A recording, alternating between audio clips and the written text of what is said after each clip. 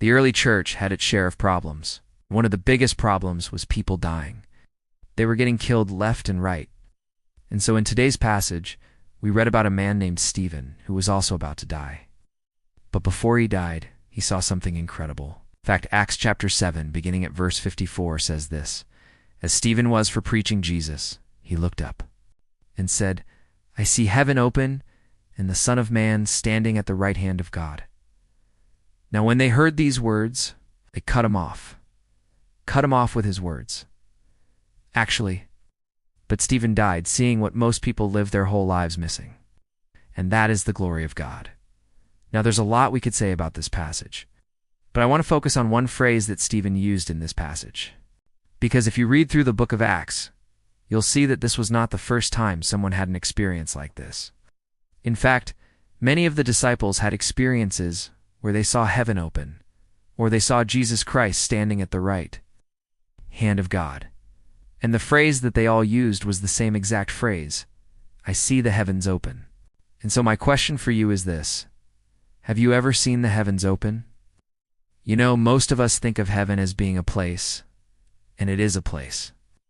But most of us miss heaven for what it really is, because heaven is also a moment. It's a moment when your spirit leaves your body and enters into the presence of God. It's a moment when you see the Lord face to face. It's a moment when you realize that everything you've ever heard about God is true. And so, I want to encourage you, don't live your life missing the heavens. Don't live your life missing the glory of God. Don't live your life missing Jesus Christ. Instead, live a life looking for Him, seeking Him, searching the Scriptures, praying and worshiping God. And may I suggest to you that you do that right now? Right now, in this very moment, if you've never seen the heavens open.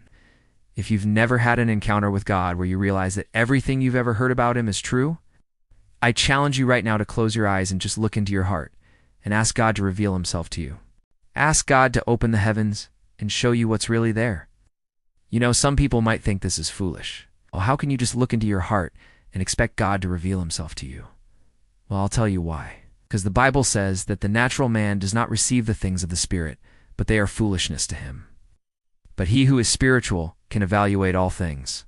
So right now, if you're tired of living your life missing the glory of God, if you're tired of living your life not seeing the heavens open, if you're tired of living your life without experiencing the reality of the resurrection, I challenge you to close your eyes right now and do just that. Look into your heart and ask God to open the heavens and show you what's really there. Because once you see it, once you experience it, once you feel it in your heart, you will never be the same again. So I want you to take this challenge. I want you to take this opportunity. I want you to take this moment to look into your heart and say, God, open the heavens. Show me what's really there. Show me Jesus.